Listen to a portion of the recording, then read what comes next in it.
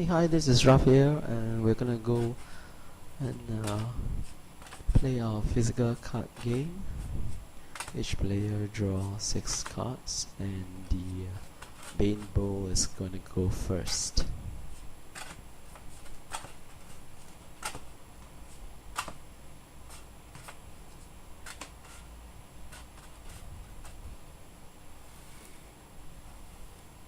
So for the first player, the player goes first, does not gain the shadow energy, and does not draw. Fire Snake on T1.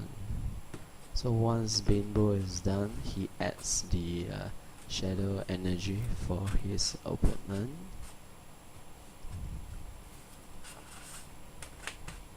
The second player gains the shadow energy and gets to draw a card. Skullbone. As you can see, I'm using the glass pebbles for the Bimbo's shadow energy. T2, a carnivore, and the fire snake attacks. Let me reset the life counter,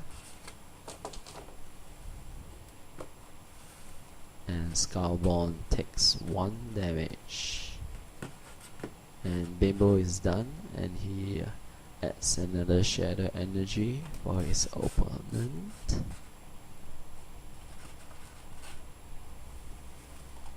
Ember does the sack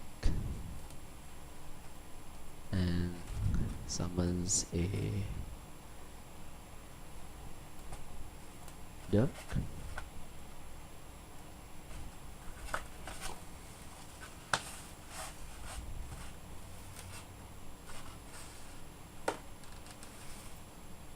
And it's done.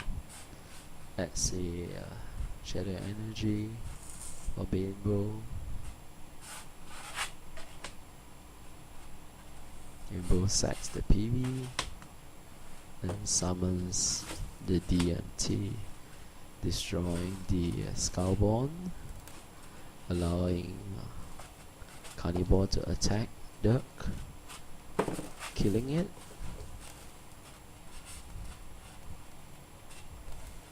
At this moment in time, I forgot to add the increase in life and damage for the carnivore. So fire snake attacks and Ember takes another damage. Shadow energy at 3. Gonna sacrifice the war banner and summon a rusty long sword. And we can use that to kill the DMT. As you can see, I've used up all the shadow energy, and hence the D10 dice is removed from Ember. And of course, the rusty long sword has an attack of 4 now, with a durability of 1.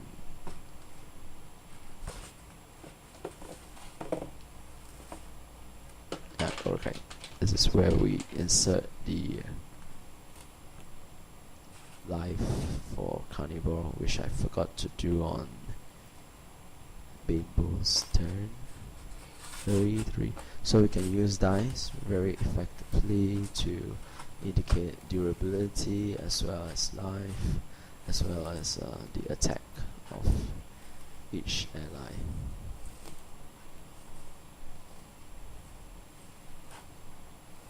I personally prefer using the glass pebbles to indicate the shadow energy. Sometimes the D10 can be a little cumbersome. Sacrifice the Belladonna. I'm gonna summon a Beetle Demon Bow, which I'm gonna use to attack Ember.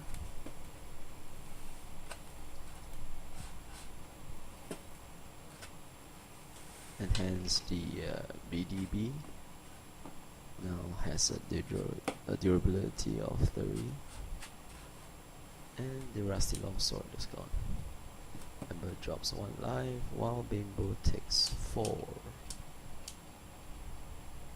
You can see 2 wheels on the life counter. One's for Bimbo and the other is for Ember. There you go. And the 2 allies attack. Ember takes a ton of damage.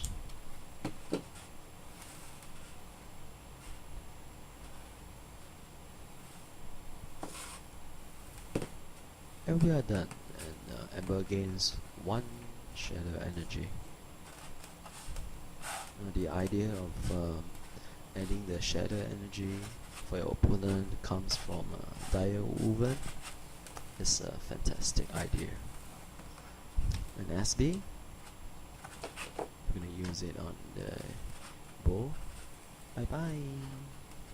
And it's gone. He's done. Bimbo gains another shadow energy. No allies, nothing else to cast, and he's done. Oh, I'm sorry. The fire snake attacks. The carnivore attacks.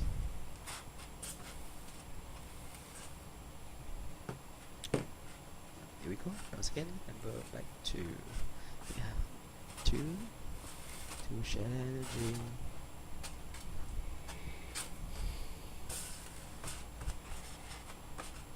Okay, we're gonna sacrifice Raven, summon a Eldon, use retreat on the carnivore.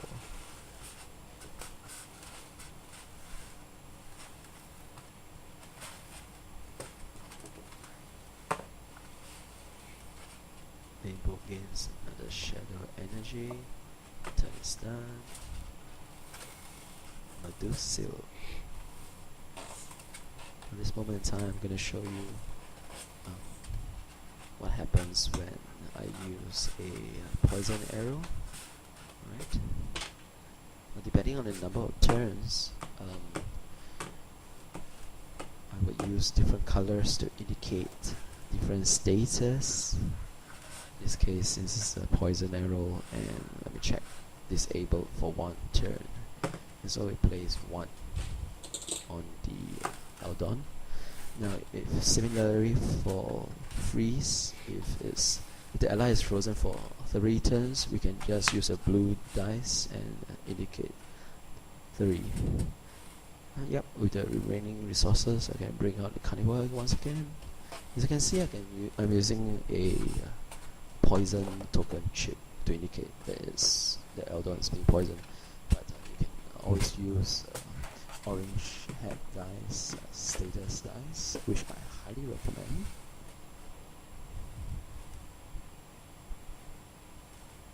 Eldon takes another damage due to the poison arrow. And the last turn, the fire snake attacked Eldon. Hence is at 2 life. Ember summons a Jasmine, and then Eldon is no longer disabled. Turn ends. Now, it's moment in time. I actually forgot to add the shadow energy for Bimbo, but we can add it later. Let's see how we can sacrifice the flaming arrow. It's going to bring us to 5 resources, which is not enough to cast both flaming arrow and Medusa. Let's see. Oh, there we go. We added shadow energy. We're gonna use 3 of them to activate Bimbo's ability.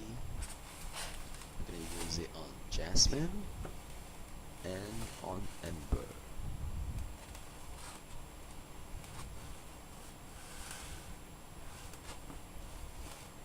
Jasmine takes 2 damage. It's left with 2 health. It takes 2. And the carnivore's gonna attack.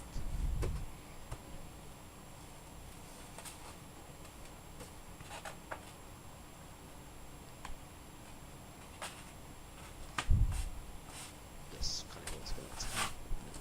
Take out the Jasmine.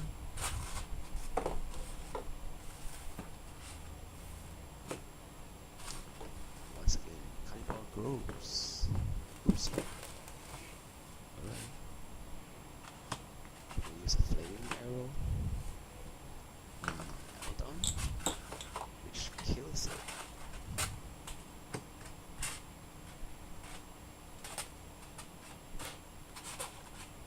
And Bimbo is done. Oops. Yeah. Fire snake attacks. And good damage.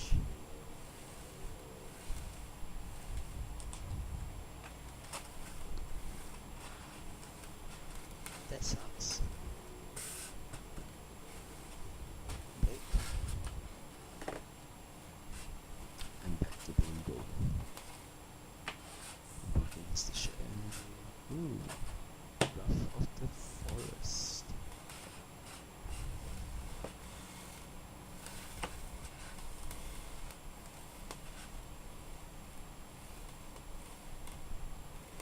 Now in terms of using dice to indicate health, the attack strength, our advice using dice that's pretty big, so it's clear for both players. There you go. That's a very fat cannibal at 4 life and 4 attack. Ember is in danger. Where's the BF? Here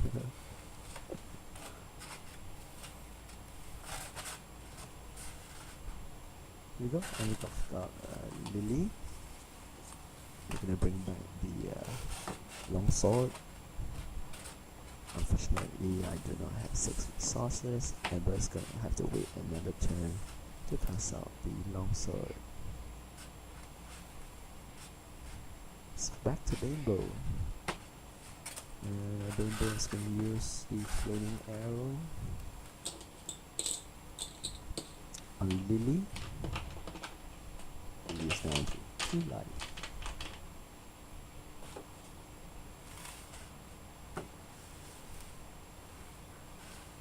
Now, it's just for illustration purposes that I'm showing you the life of Lily. We don't have to do that in an actual game because Lily's gonna die on its incoming turn anyways. Yes, with that, I draw a card since Fire Snake went to the graveyard. I gotta draw a card due to Raph of the Forest. Eyeball attacks are 4. And it's Ember's turn. Ember uses his 3 shadow energy, summons the rusty longsword. Oops, sorry. Just to draw a card first. Uses a shadow energy, draws a card, summons the rusty longsword, uses his shadow energy, and takes out the cannibal.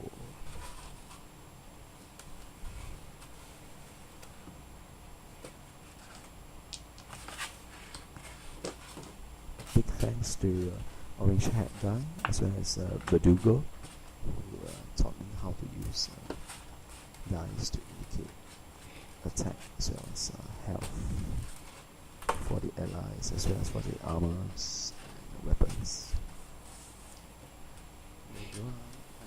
The death of a cannibal yielded Bimbo another card. We're gonna sacrifice the Shriek.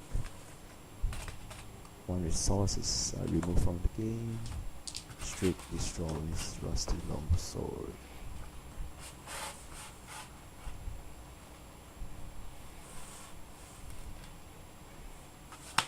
I've got 4 resources left, and I'm going to summon Keldo. This is how I indicate that we use 3 resources. This helps me to keep track of the amount of resources that I have. This way, I will. Here we go. Life, you can see. Ember is down to 12. Bimbo is still at 24. We use the reshadow energy. The pink Ember takes another 2.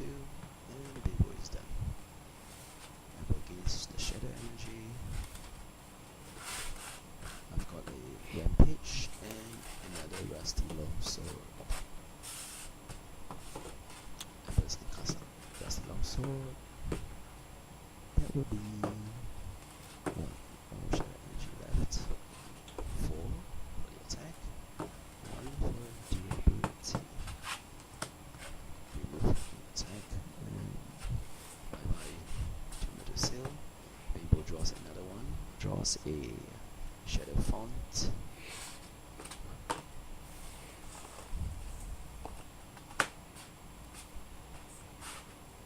Rainbow draws again on this turn. Cast a iron dagger. Attacks Ember. Right. That's all we have.